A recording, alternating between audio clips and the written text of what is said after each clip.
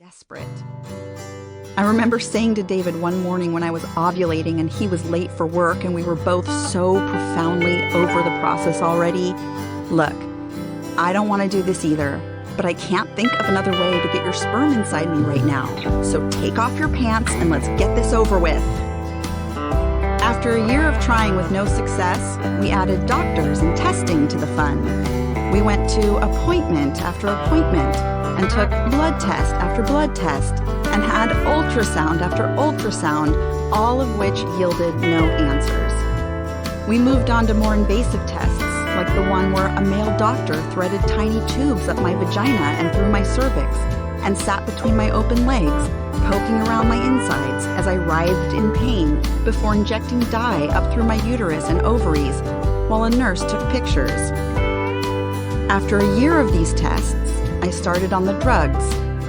Every month, the hormones made me feel more and more insane. Imagine the worst PMS you or a loved one has ever experienced, then triple it. I was becoming someone I didn't recognize, an increasingly hormonal woman who could barely function through my ever-intensifying need to become pregnant. Although, now, I couldn't imagine how anyone, including David, would ever want to have sex with me. I cried. I raged against the universe for setting all of this in motion. And after a few months on the drugs, I started to forget what life felt like before it had devolved into a psychotic cycle of hope and despair.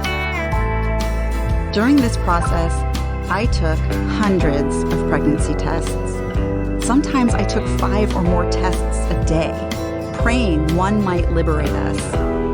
After 31 cycles, one finally did.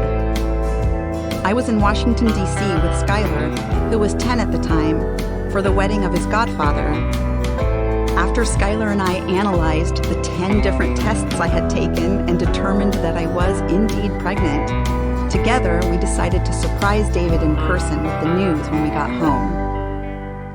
David and I had one of those relationships where, even before the infertility, I was the intense, artistic, romantic, passionate, emotional one, and he was the one who wore a suit every day, went to work to support the family, never cried, never got excited, never got upset. He was simply okay all the time. For David, it was always just, "That was a pretty good movie," or "That movie wasn't as good as I expected." My range, meanwhile, was more like, "That was the most amazing movie I've ever seen," or "Oh my God, that was absolutely horrible." But when David saw the little baby clothes that Skylar and I had purchased and wrapped up to reveal the news, the promise of another child finally became real for him. And that was when we finally started to really want it too. That was when he became completely invested. So when we lost that baby to miscarriage after a long, drawn-out process, during which every week we were told that our baby was likely to die, but maybe not, the experience was devastating. Still, just a couple of months later, we went back to the doctors and started to try again, because now the need to have a baby felt even more urgent. We tried for 3 more cycles, until one night, as we were lying together in his bed, Skylar confessed that he was terrified of me becoming pregnant again. He told me, "Mom, if you have another miscarriage, I will die." My sweet son, so wise beyond his years, pleaded with me to consider adoption instead.